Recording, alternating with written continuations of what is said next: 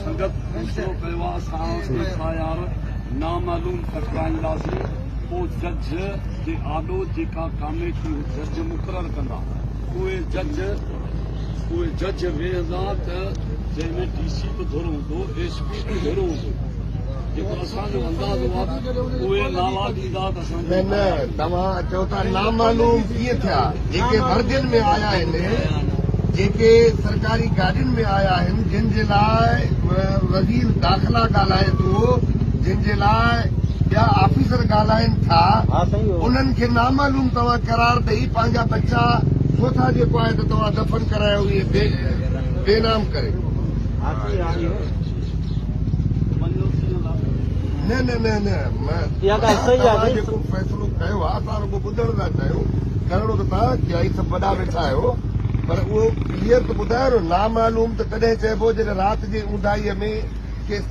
साधन कपिड़नि में हुया कीअं ॾिठे जो रेंजर्स आई आहे पुलिस आई आहे उन खां पोइ नामालूम चई तव्हां त हिन केस खे बि ॿियनि समूरनि केसनि वांगुरु ख़तमु करण जो तव्हां प्लान करे वेठा नाला हूंदा हुआ मूं वटि नाला आहिनि न इहे रेंजर्स जो नालो ॾियो न रेंजर्स न मां वटि नालो मूंखे ॾियो त मां FIR कटाए मां थो कटाए मूंखे इजाज़त ॾियो मूंखे वारसी ॾियो आउं FIR कटाए त मूंखे ख़बर आहे त कंहिंजा नाला ॾियणा आहिनि हिन में रेंजर्स वारो गोली न हू चवे थो नाला ॾो तूं ॿुधाए त मां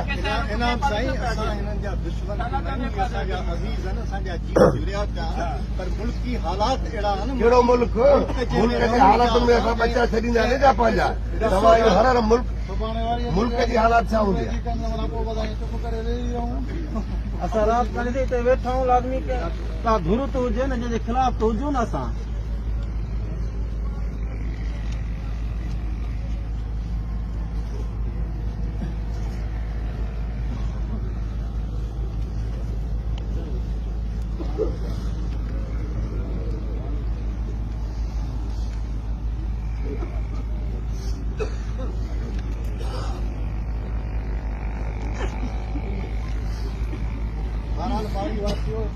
इंसाफ मिलो तव्हां बेफिक्र रहो नौजवानों पाण सॼी राति वेठा आहियूं पंहिंजो केस रायगा कोन ॾींदो पंहिंजे स्टेटमेंट जो केस इंशाल्लाह ज़ाहिर थींदो ओपन थींदो तव्हांखे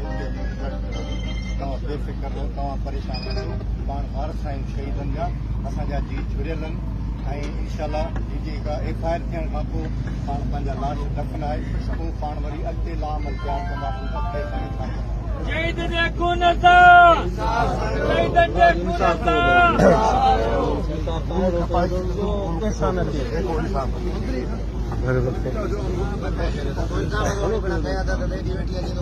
कहिड़ो इल्ज़ाम हुयो मूं सिर्फ़ इहो चयो सड़ाई जाइलनि वारियूं ॻाल्हियूं न कर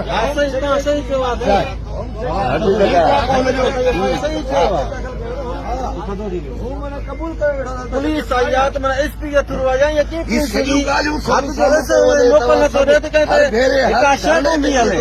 हर जिदोजहद में ईंदो थिए वेठा त इहे ई माण्हू चार हूंदा हुआ 1500 ॿिया माण्हू कोन साॻा ई माण्हू वेठा हूंदा आहिनि हर धरणे में नवाब वली मोहम्मद में बि इहे ई माण्हू वेठा हुया नामालूम जी लाइ तव्हां चओ था त इहो कहिड़ो नामालूम आहे असांखे मारियो आहे नकाब पोश जेके पाईंदा आहिनि रेंजर्स मारियो आहे असांजे बच्चनि खे नामालूम मारियो आहे असांखे ऐं ॻाल्हाइनि था इहे माण्हू ॾिसो पती आहे माण्हुनि जो हिते बचो पुसजे थो 50 खां वधीक माण्हू नकाब पोशनि वटि अञा बि पिया आहिनि सवे माण्हू चिचरे उछलिया विया आहिनि कॾहिं केरु नालो खणण वारो कोन्हे हे त सिधो घरनि में घिरी न्याणियुनि में घिरी उन्हनि मारियो आहे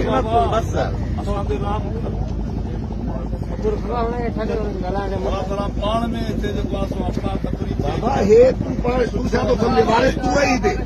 ही मुआ आहिनि सिंधी मुआ आहिनि सिंध जा बचा मुआ आहिनि सिंध जो केस आहे को रुगो तव्हांजे माड़ी जो केस कोन्हे ही सॼी सिंध जो मसइलो आहे ऐं सॼी सिंध में एहतजाज थियो आहे सॼी सिंध पई ते एहतजाज करे